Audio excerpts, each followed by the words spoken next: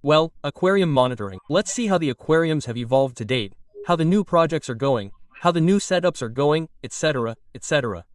Okay, stay until the end because I'll tell you in advance that I've sold an aquarium. The space isn't going to be empty, something is coming to replace it, so well, I'm telling you, stay until the end because you're going to see everything, okay?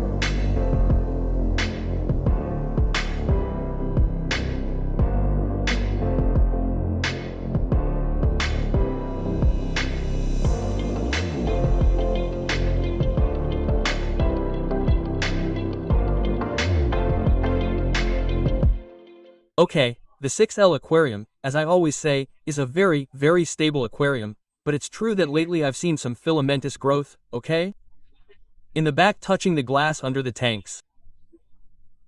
I say under because the hardscape isn't a big rock or anything like that, they're just small tanks anchored to pieces of stone and placed like that a bit in the back. So, in all this space this filamentous algae appears, it is not anchored to anything specific, it is like a small ball, so to speak.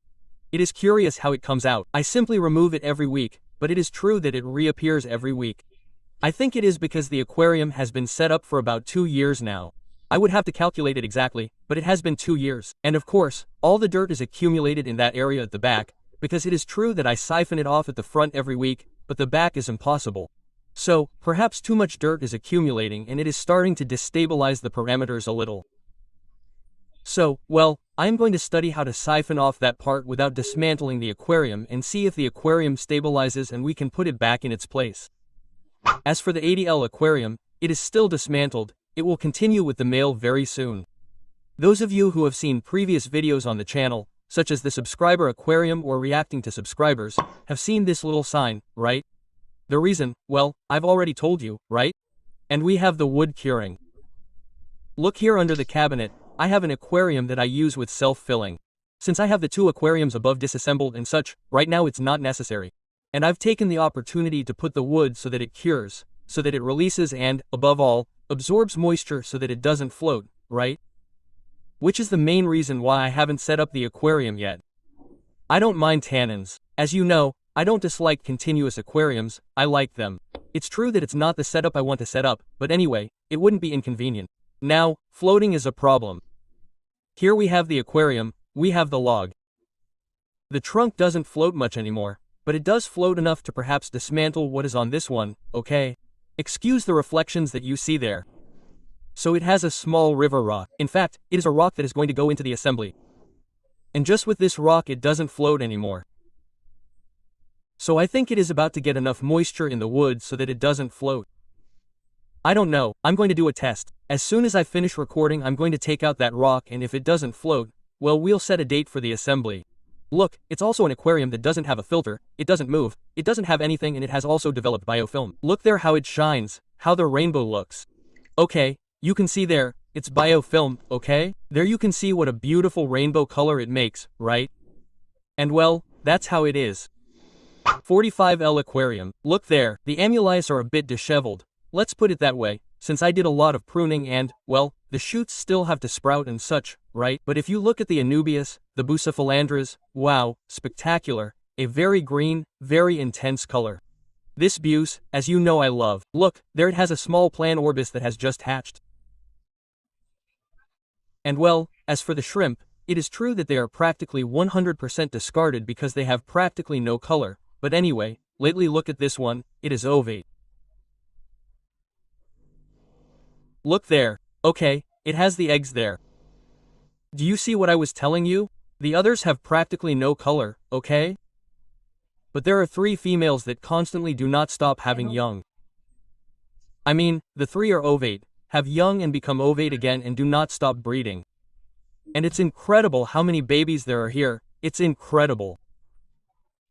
Okay, just yesterday I did some maintenance on the aquarium and in the wastewater bucket I recovered, without exaggeration, 7 or 8 newborn fry, like they had been born that day or 2 days before at the most. Well, I spent more time retrieving the fry from the bucket so as not to collect dirty water than doing the actual maintenance of the aquarium. Anyway, they're discards. Many of you will say they're colorless, they're ugly, I think so too. They're colorless, there's not much mystery to them and such. But hey, it's always good, It's always nice when everything goes well and new fry are born in the aquarium. I personally like that.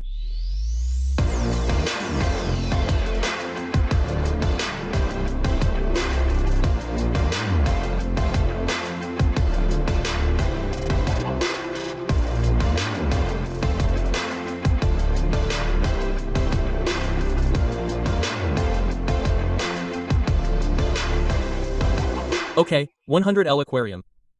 Look there how they swim in schools, like the drunks all together in a school of herds. And well, if I step back a little, look at the left side, there's no more Vallisneria. Okay, it's been removed. Look, the little space is quite clear there. The other day I was doing calculations on the aquarium and it's been set up since 2019, so it's a few years old. Well, I noticed, you know, right? There's a lot of filamentous algae, but when I say a lot, I mean a lot. Every week I spend a good while here taking them out and stuff and there's no way to stop it, right? No, so, I've come to the conclusion that the back area, like the 6L aquarium, is saturated with crap, but it's saturated, okay? Well, I'm going to remove the Vallisneria. As I said, I started in this area. I'll siphon that part very well, clean it up and put in other plants and we'll do it little by little to see how it goes. So instead of dismantling the aquariums, which I have now dismantled 2 of and the truth is that I don't like the FishRoom one at all, instead of dismantling another or a third aquarium, I'm doing it in parts and we'll see how it goes. As for the 74L aquarium, the tank is gone. I sold it. Yes, I sold the beta tank. It was already a little scratched from so much use. It's true that it's been dismantled for almost a year and well, I've been adding different sands, I've tried different woods, different rocks and in the end all this hustle and bustle has ended up scratching it a little, okay? They weren't the typical deep scratches that you see, the typical stripes, like this along the length, but it is true that, well, against the light you could see it, and that's it, and I thought, wow, maybe now I'll set up the aquarium, after a year or so, and I'll see the stripes, maybe to record, to show you things, you can see them, and so on. I said, well, look, I'll sell it and that's it. I'll really sell it for nothing, right? Because you know that you shouldn't put such an expensive price on these things.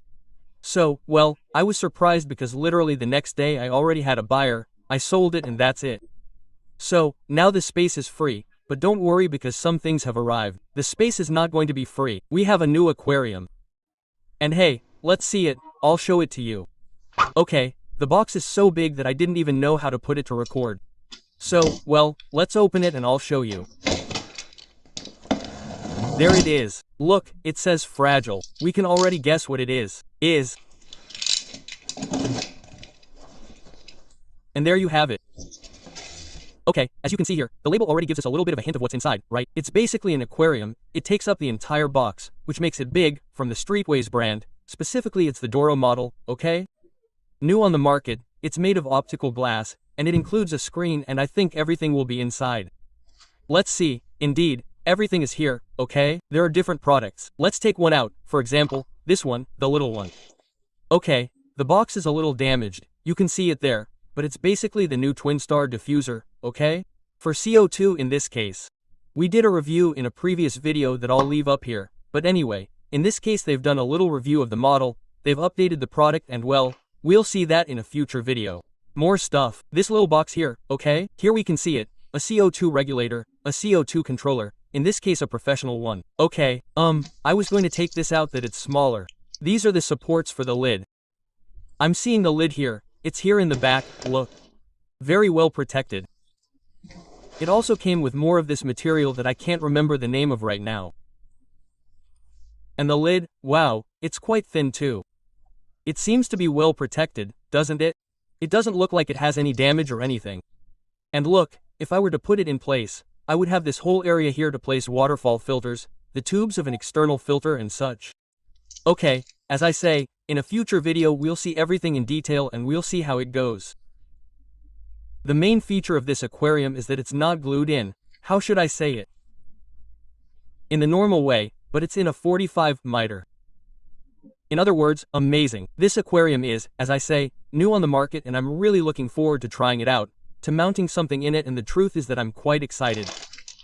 Then here we have this little dimmer, okay? It's not official from Twin Star at all. It's a dimmer, let's call it generic, okay? There you can see it, In this case it's a Wi-Fi dimmer that also includes a very important small adapter. There you can see that we're going to carefully remove the screen because it just fits exactly in the aquarium. Look, Twin Star Light 600C from the C3 series. Okay, very important. It's a new screen, relatively new on the market. It's only been around for a few months and the truth is that I'm really excited to try it out and have it in my hands. Okay, here you can see it. I don't know if I can open it properly. Let's see, I don't have enough hands. I'm in a bad position to record this, to be honest. Let's see. Wow, look how it comes out there. It has a small diffuser like this in white for the LEDs. Okay, let me tell you that it's an RGBW screen, so it has the full spectrum and the truth is that I'm really looking forward to trying it out, really looking forward to it.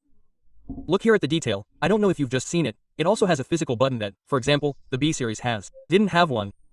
And hey, it's a very, very interesting screen and as I said, I'm really looking forward to trying it out and we'll definitely make a video.